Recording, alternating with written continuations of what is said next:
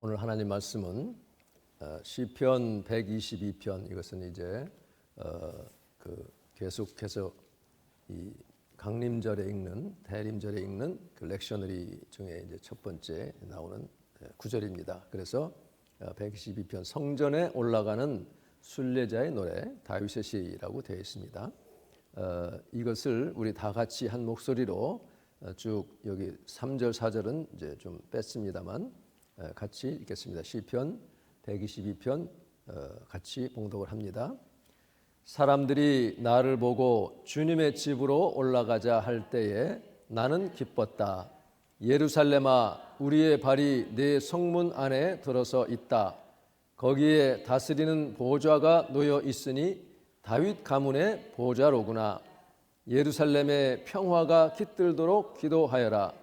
예루살렘아, 너를 사랑하는 사람들에게 평화가 있기를, 내 성벽 안에 평화가 깃들기를, 내 궁궐 안에 평화가 깃들기를 빈다 하여라. 내 친척과 이웃에게도 평화가 너에게 깃들기를 빈다 하고 축복하겠다. 주 우리 하나님이 집에 복이 깃들기를 빈다. 아멘. 오늘의 본문의 말씀은 이사야 9장 2절과 6절 7절입니다. 이것도 우리가 같이 한 목소리로 봉독을 하겠습니다. 어둠 속에서 헤매던 백성이 큰 빛을 보았고 죽음의 그림자가 드리운 땅에 사는 사람들에게 빛이 비쳤다. 한 아기가 우리를 위해 태어났다. 우리가 한 아들을 모셨다. 그는 우리의 통치자가 될 것이다. 그의 이름은 놀라우신 조언자, 전능하신 하나님, 영존하시는 아버지, 평화의 왕이라고 불릴 것이다. 그의 왕권은 점점 더 커지고 나라의 평화도 끝없이 이어질 것이다. 그가 다윗의 보좌와 왕국 위에서 앉아서 이제부터 영원히 공평과 정의로 그 나라를 굳게 세울 것이다. 만군의 여호와의 열심히 이것을 반드시 이루실 것이다. 아멘. 이것은 하나님의 말씀입니다. 하나님께 감사. 오늘 말씀의 제목은 여호와의 열심히 이루시리라 하는 내용입니다. 이제 추수감사절 지나면 바로 이제 어떤 때 한번 한 주 건너고 대개는 그 다음 주부터 대림절이 시작이 됩니다. 이 대림절 또는 대강절이라고도 하고 강림절이라고도 하는데요.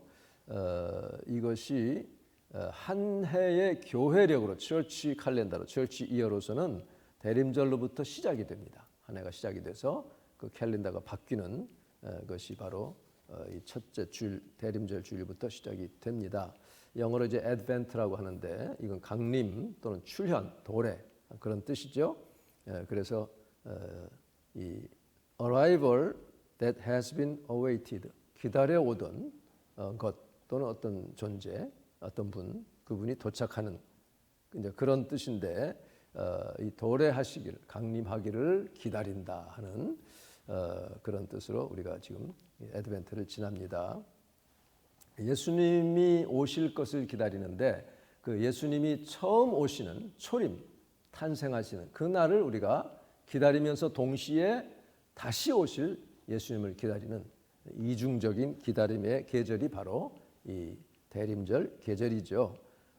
예수님이 오신 것은 우리 찬송 부른 것처럼 죄의 매인 백성들을 자유 얻게 하시려고 오셨죠. 이 세상은 죄에 매여 있고 그래서 정말 기쁨이 없고 절망적인 그런 상황 가운데 빛으로 오시고 생명으로 오신 예수님이 오셨기 때문에 우리에게 소망이 있고 또 자유가 있고 기쁨이 있는 그런 계절이죠. 그래서 주는 우리 소망이요 길과 진리 되시니 오래 기다리던 주의 백성 많은 복을 받았네 하는 찬양 아닙니까? 이 구주를 오랫동안 기다려왔습니다. 이스라엘 백성들은 수천 년을 기다려왔죠.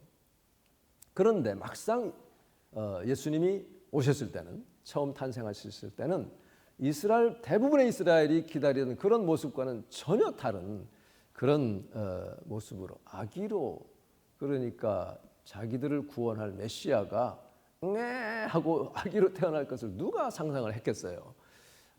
마이티 워리어로 아주 전능한 어떤 전사로 말 타고 오실 것을 기대를 하고 있었으나 우리 주님은 아기의 모습으로 오셨습니다. 그래서 이사야 9장에 이미 예고가 돼 있음에도 불구하고 이스라엘 사람들은 그것을 온전히 깨닫지를 못하고 있었어요. 어둠 속에서 헤매던 백성이 큰 빛을 보았고, 그 이스라엘 지금 어둠 속에 있죠. 로마의 압제하에 있습니다.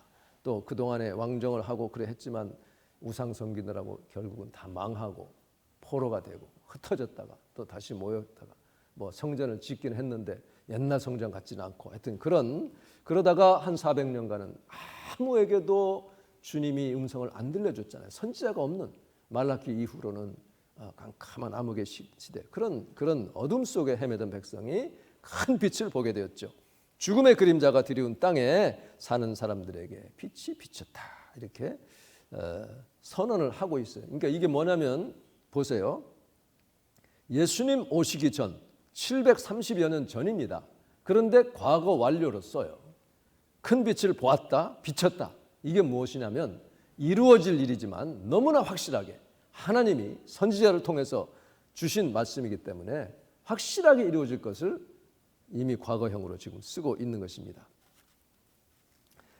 이미 예수님 오시기 전 어둠 그림자가, 죽음의 그림자가 드리워진 그 땅이죠. 사망의 음침한 골짜기를 헤매던 그런 영혼들에게 빛으로 이 땅에 예수님이 오셨어요. 그래서 대림절이 되면 초를 켜는 거죠. 초를 이제 4개를 켭니다.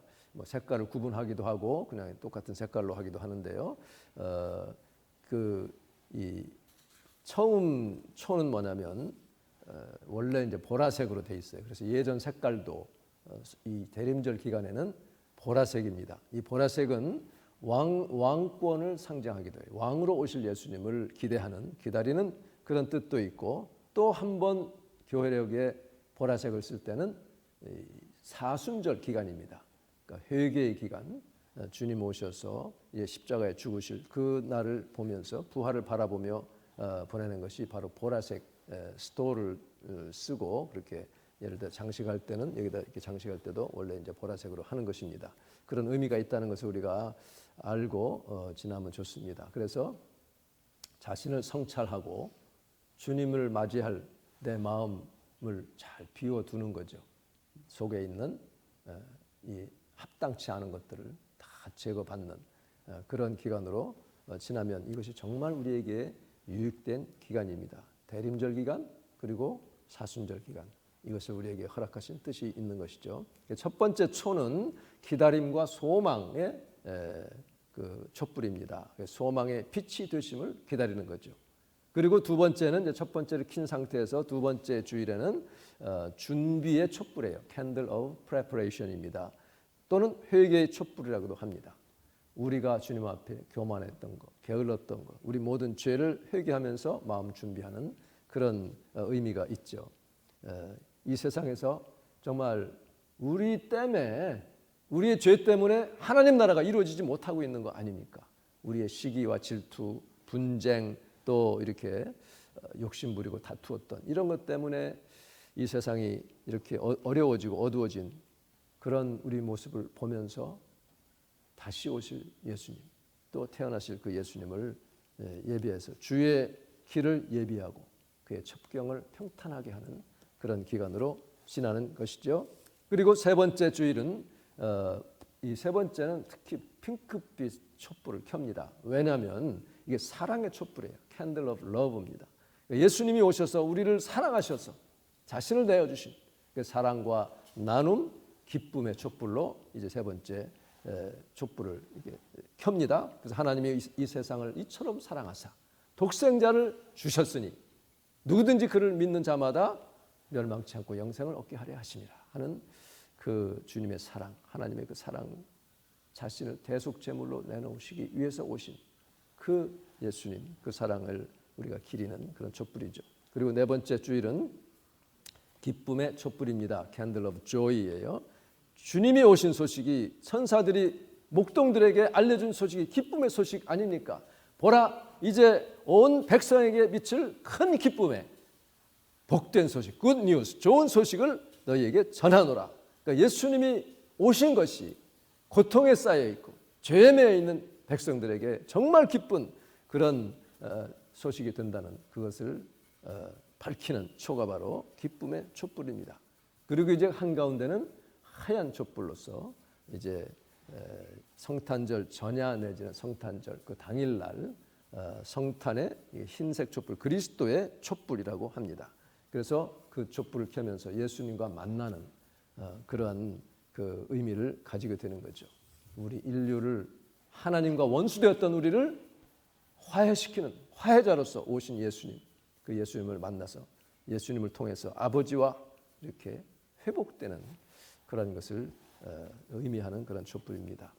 그래서 우리는 이 대림절 기간 지나면서 우리 자신을 정비하고 정결케 하고 준비하면서 또 예수님의 오신 소식을 만방에 전하는 그런 정말 촛불과 같고 빛과 같고, 그리고 또 목동들이 그 천사의 소식을 듣고 막 달려가 가지고 그 소식을 막 알린 것처럼 우리도 이 시대에 전하는 그런 목동의 역할을 감당해야 되는 것입니다.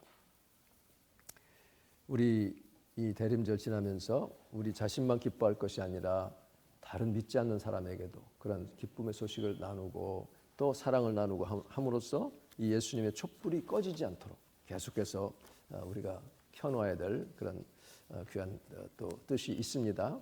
오늘 이 시편 122편 먼저 읽은 이 대림절 이 성구는요, 성전에 올라가는 순례자의 노래인데 이 다윗이 하나님을 만나기 위해, 하나님께서 다윗을 만나시기 위해서, 성도들을 만나시기 위해서 지금 예루살렘 성 그 성소에서 기다리시는 거예요. 아직 성전이 지어지기 전입니다. 그렇지만 거기 성막이 있고 그 안에 성소가 있었어요.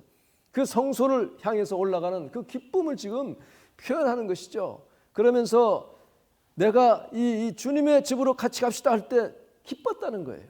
주님 만나는 게 그렇게 기뻤다는 것입니다. 여러분 주일 와서 예배하는 게 얼마나 여러분 어느 정도 기쁨이 있습니까? 아유 또 주일이야. 그런 분은 안 계실 줄 알아요.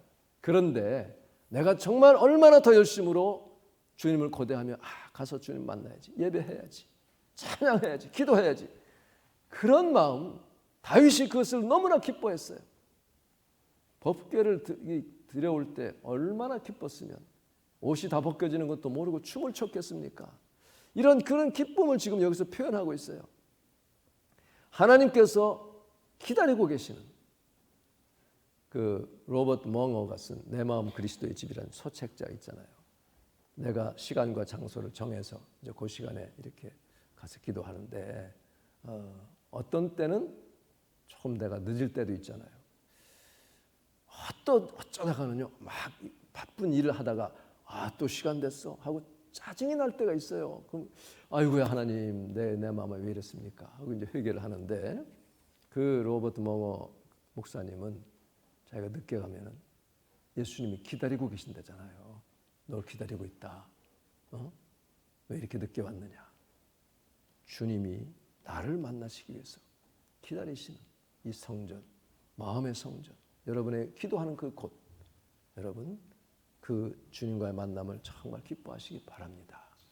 때로는 그럴 때도 있지만 그러나 주님은 시종일관 변함없이 우리를 사랑하시고 기다리시고 좋은 거 주시려고, 응답 주시려고 기다리고 계시다는 것을 여러분 믿으시기를 바랍니다. 그래서 이렇게 이 예루살렘 성벽 안에 있는 자들, 거기에 평화를 구하라, 그런 자에게 복이 있다고 주님 말씀하셔요. 우리 이것은요, 이 성경 구절이 정말 귀하고 대림절에 읽는 이유가 있어요. 그게 왜냐면 이 시는 그냥 그 눈으로 보이는 그 당시 예루살렘만 얘기하는 게 아니에요.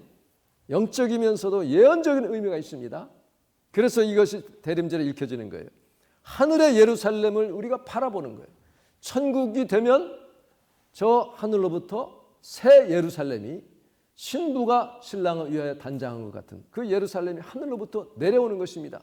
이것이 요한계시록 21장에 나옵니다. 21장에 보면 새 하늘과 새 땅을 바라보니 처음 하늘과 처음 땅이 다 이제 없어졌다. 거룩한 성 새 예루살렘이 하나님께로부터 하늘에서 내려오니 그 준비한 것이, 그 단장한 것이 신부 단장한 것 같다 이거죠. 그런 아주 아름다운 제 예루살렘 성이 내려옵니다. 그러면서 뭐라고 음성이 나냐면 보호자로부터 들으니 음성이 나서 말하기를 하나님의 장막이 사람들과 함께 있다는 거예요. 그 예루살렘 성이 내려오면서 하나님의 장막이 거기에 함께 있으니 거기에서 하나님이 친히 그들과 함께 계신다. 그것으로 끝나는 게 아니에요. 4절에 보면 모든 눈물을 그 눈에서 닦아주신다 그랬어요. 새 예루살렘이 오면서 여기 보면 평화를 구하고 그랬잖아요. 마음의 평화, 슬퍼하던 것들 다 눈물이 지워지고 우리 주님께서 나를 위로하시고 이제 다시는 눈물이 없는, 곡하는 것도 없고 아픈 것도 없는, 다 지나가는 그것을 우리에게 주시기 위해서 예루살렘 성을 내려주신다는 거예요. 근데 그 성 안에는 성전이 없다고 그랬어요. 필요가 없다고 그랬어요. 22절에 보면 성 안에서, 예루살렘 그 성 안에서 내가 성전을 보지 못하였으니 이는 주 하나님 곧 전능하신 이와 어린 양이 그 성전이 되심이라 그랬습니다. 그 예루살렘 성 안에만 있으면, 주님이 예비하신 그 천국 안에만 있으면 그게 성전이에요. 거기서 주님 만나는 거예요. 누구나 다 만날 수 있는 것입니다. 그래서 이것이 얼마나 귀한 말씀인지 몰라요. 예루살렘의 평안을 위해서 구하라. 지금 우리가 눈에 보이는 이 지구상에 있는 저 이스라엘에 있는 예루살렘은 어떻습니까? 분쟁 지역이죠. 지금도 총성이 울리고 사람이 죽고 죽이고 하는 그런 일이 있잖아요. 분쟁이 끊이지 않고 있습니다. 그러나 새 하늘과 새 땅에 주님이 내려주실 새 예루살렘은 그런 눈물이 없어요. 싸움이 없는 것입니다. 다툼이 없어요. 죽음도 이미 생명이 다 삼켜버렸어요. 하나님께서 이렇게 다 처리하시고 온전한 평강을 주실 것이니 지금 우리 사는 우리 심령이 또 우리 사는 이곳이 평안하도록 우리가 기도하라는 그런 사명을 우리에게 주신 거 아닙니까? 우리가 이 땅에서는요, 아픔이 있습니다. 어쩔 수 없어요. 인생이기 때문에 결핍이 있어요. 부족함이 있어요. 좀 더 하나님 이렇게 해주셨으면 하는 그런 것이 있어요.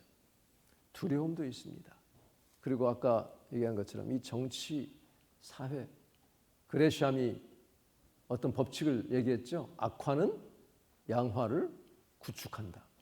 나쁜 돈이, 화폐가 정말 제대로 돌아가던 화폐를 자꾸 밀어내고 점점점 이 앞으로 그렇게 돼요. 점점. 이것이 이 사회에서도 정치계에서도 그대로 통용되는 것 같아요. 이제는 이 정치계에서 어떤 그야말로 디그니티나 그런 것을 찾을 수가 없나? 무조건 그냥 악을 쓰고 막말을 막 해대고 그래야만 사람들이 주목하나? 이제 그 과거의 그런 품위는 이젠 찾아볼 수 없나? 점점 그렇게 될 것 같아요. 이 세상이 그렇습니다. 우리 마음이 그렇게 악해졌어요. 그래서 우리는 그래도 우리 예수 믿는 사람들은 그런 가운데서도 마음이 더 평안해지고 화평을 위해서 일하는 자, 그런 자가 주님이 복이 있다 그랬잖아요. 화평을 위해 일하는 자, 화평케 하는 자는 복이 있나니 저희가 하나님의 아들이라 일컬음을 받을 것이며, 나는 딸인데, 그 아들이란 뜻은 뭐냐면 하나님의 모든 것을 다 상속받을 수 있는 자격이 있다는 거예요. 예수님이 하나님의 아들로 오셨다고 하는 것은, 그 당시 이스라엘 사람들에게 있어서는 아들로 오셨다고 하는 것은 하나님이 것 다 가지고 계시는구나, 그런 뜻입니다. 그래서 그렇게 그 유대 지도자들이 싫어한 거예요. 자기가 뭔데 이렇게. 예수님이 이 땅에 오시는 것은 바로 그 나를 이루시기 위해서 먼저 죄로 물든 이 세상을 대속하시려고 오시는 거예요. 우리 죄로 인해서 하나님과 멀어지고 원수됐던 것을 십자가로 소멸하시고 하나 되게 하시려고, 다시 화해시키려고 오실 것이기 때문에 우리가 그 예수님을 환영하고 기대하고 고대하는 것입니다. 이렇게 오실 예수님을 730여 년 전에 이사야를 통해서 하나님이 알려주셨잖아요. 하나님이 절대적인 주권으로 반드시 이루실 일이기 때문에 이렇게 됐다, 이루어졌다라고 벌써 표현을 하고 있습니다.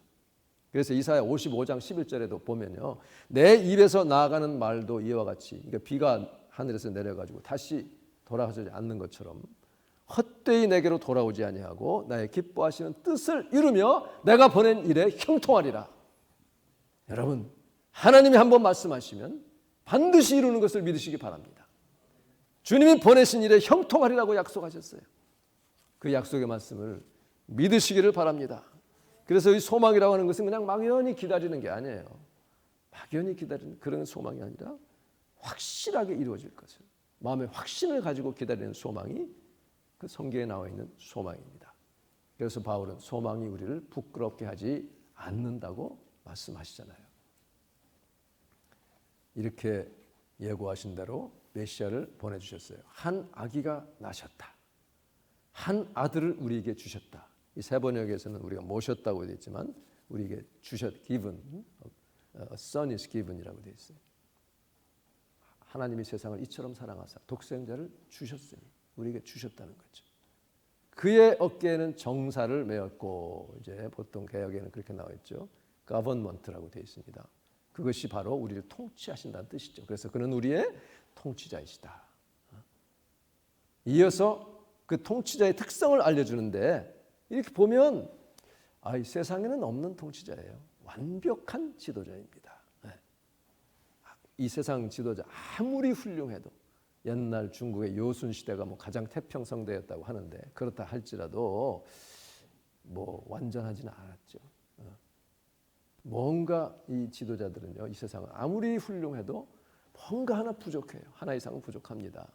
또 부족하든지 아니면 지나치든지, 참 착한 지도자면 무능한 게 있든지, 또 유능하면 아주 과격하든지, 막 거칠 것 없이 막 밀어붙여가지고 거기에서 다치고 상하는 사람이 있든 말든 막 밀어붙이면 대부분 사람들은 좋아하지만 거기 소외되는 사람, 다치는 사람이 반드시 있게 돼 있어요. 그 이 세상의 지도자입니다.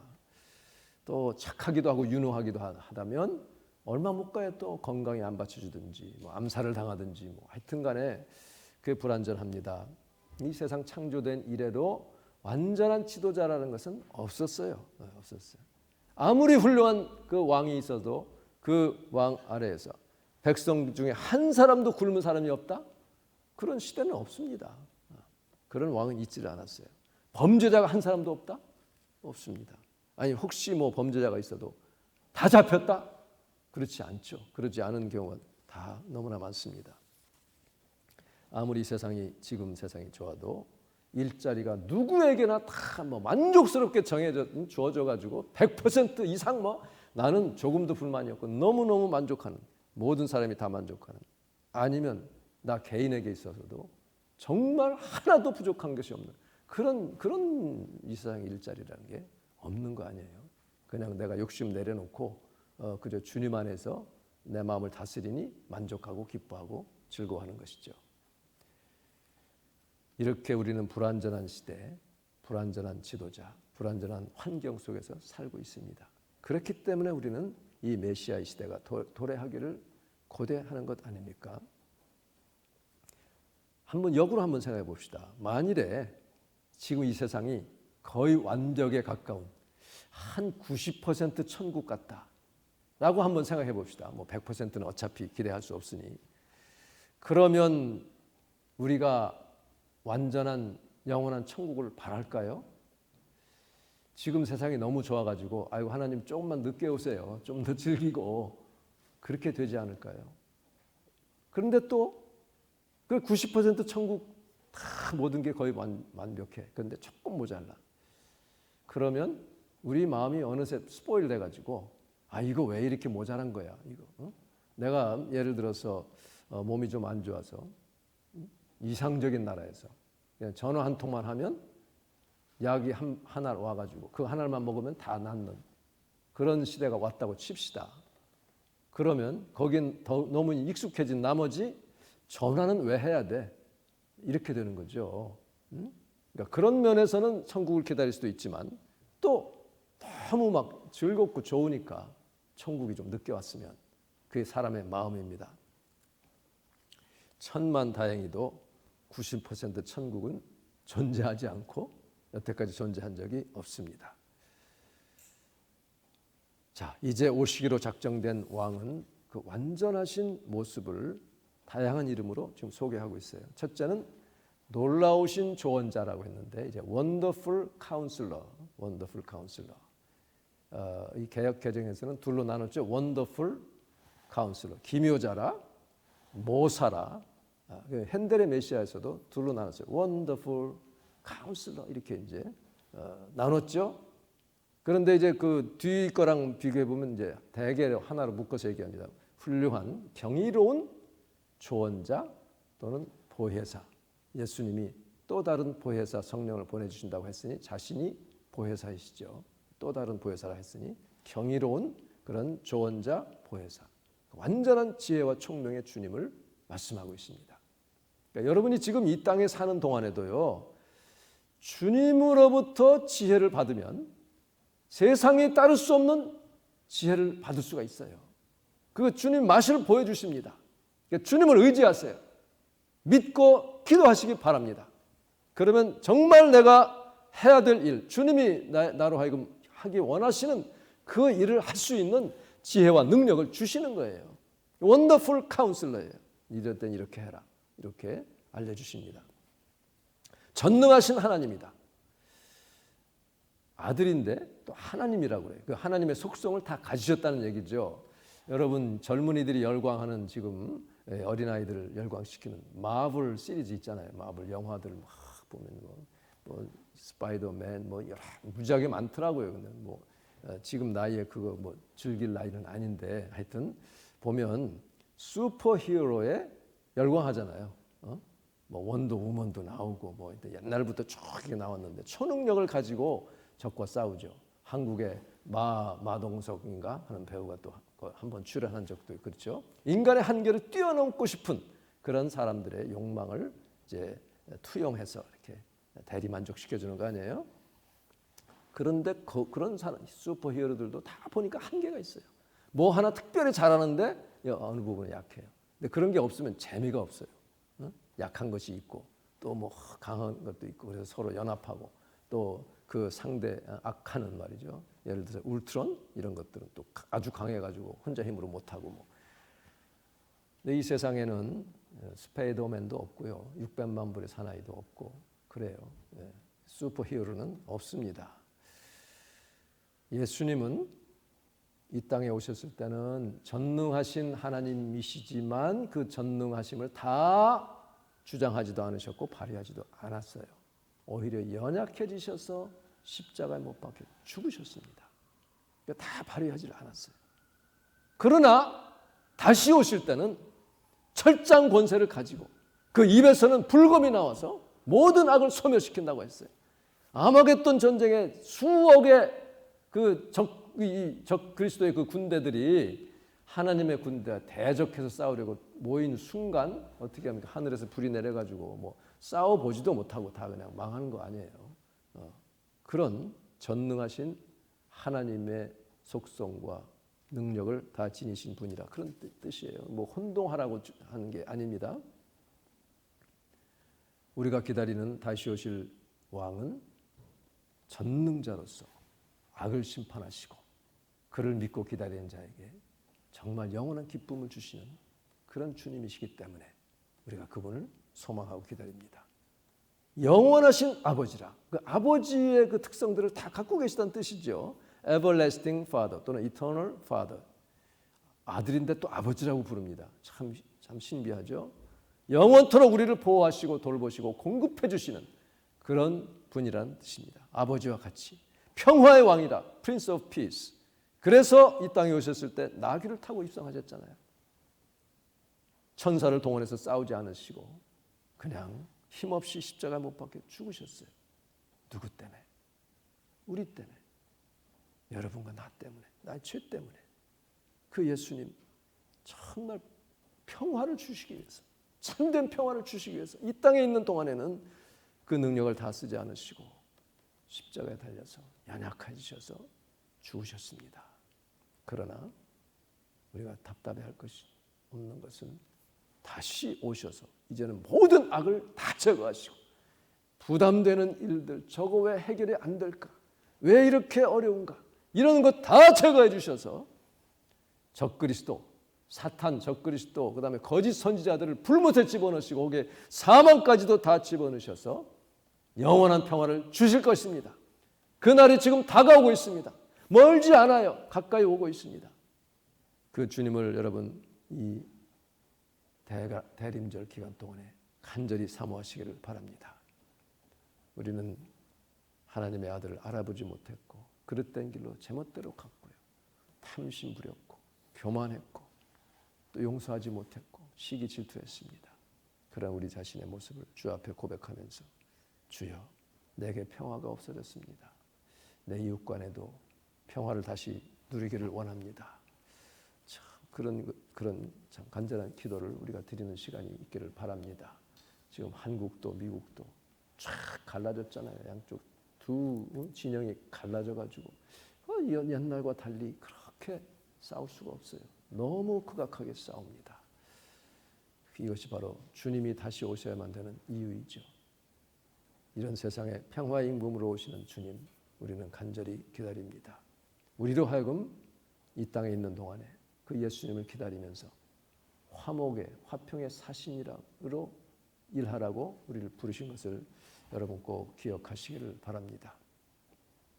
예수님 다시 오시게 되면 회개할 줄 모르는 죄인들, 이 세상의 모든 악들, 악을 일삼는 교만하고 거역하는 자들 다 심판하실 거예요. 그 심판이 끝나고 나면 영원한 평강의 길로 우리를 인도하실 줄로 믿습니다. 완전한 평화, 그 평화 가운데 우리는 달로 번창되는 그런 천국의 그런 기쁨을 누릴 거예요. 어떤 분들은 이 천국 가면 너무 심심할 것 같아. 그런 말하는 분이 있어요. 그 천국이 뭔지 모르는 사람이죠. 왜 그런 염려를 합니까? 그냥 매일매일 날마다 새로운 세계를 탐험하느라고 지루할 새가 어디 있겠어요.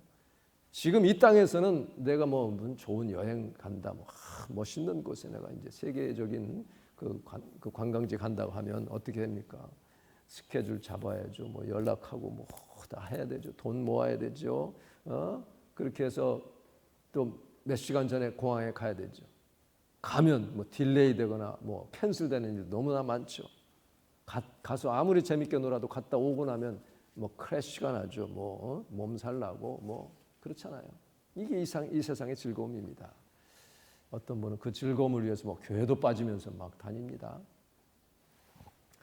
여러분, 하나님은 나 같은 죄인을 살리시고 이 영원한 기쁨의 천국을 주시려고 열심을 내셨는데 여호와의 열심히 일을 이루시다 그랬어요. 그랬는데 우리는 얼마만큼 열심을 내고 있습니까? 이 하나님의 열심이 독생자를 우리에게 주신 거예요. 그 zeal, 열심이라고 하는 것이 열정적인 헌신을 뜻합니다. passionate commitment예요. passionate commitment. 그 패션이, 그 열정이 예수님을 십자가로 이끌었어요. 그래서 이 순환절을 패션 위크라고 하는 이유가 바로 거기 있어요.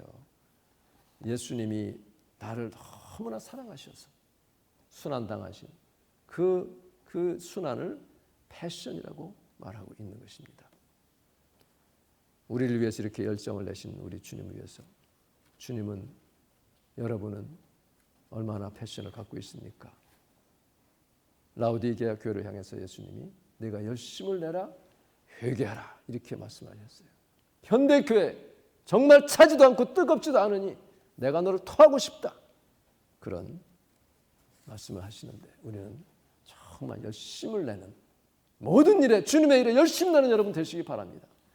주님 전에 나올 때도 오늘 주일이구나. 주님 만나야지. 일찍 가야지. 이렇게 좀 마음을 다해서 찬양 부를 때도 뜨겁게 부르시고 기도할 때도 열심을 내시고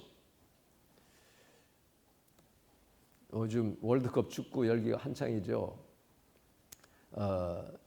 국가대표 되려면 대충 해서 되겠습니까? 먹고 싶은 대로 먹고 자고 싶은 대로 자고 훈련해야 되는데 I don't feel like it today 이런다고 그러면 절대로 되질 않죠. 채널 A 뉴스에 어제 차인표 씨가 나왔더라고요. 나와서 대담하는데 자기가 이 운동하는 것이 몸을 이제 체력 체력을 단련하고 또 몸 쉐입을 유지를 해야 되기 때문에 배우이기도 하고 또 이제 작가로서 그걸 하는데 한 번도 즐겁게 간 적은 없다는 거죠. 정말 가기 싫을 때가 있지만 그 하기 싫은 것을 먼저 해치워야만 내가 계속 진행할 수 있기 때문에 일찍 일어나서 먼저 운동을 한다는 거, 하기 싫은 거 먼저 해낸다는 거예요. 우리가 주님의 일도 마찬가지예요. 때로는 하기 싫을 때 있어요. 성경 읽기 싫을 때도 있고 찬송 부르기 싫을 때도 있습니다. 그럴 때일수록 예수 그리스도의 이름으로 이 싫게 하는 것을 물리치고 열심을 내서 행하면 그 뒤에 숨어있는 하나님이 예비하신 큰 기쁨이 있고 응답이 있고 열매가 있어요. 우리 하나님께서 이렇게 열심을 내셨는데 내가 이거 하나 못해가지고 되겠나. 열심을 내서 정말 이 대림절 기간 정말 여러분 기쁨이 넘치고 그 보상이 주어지는 은혜가 있기를 바랍니다. 우리 한번 같이 해봅시다. 여호와의 열심히 이를 이루시리라. 여러분 위해서 열심을 내셨으니 여러분도 주님 위해서 열심 내시는 복된 여러분 되시기를 주님의 이름으로 축복합니다. 기도하겠습니다.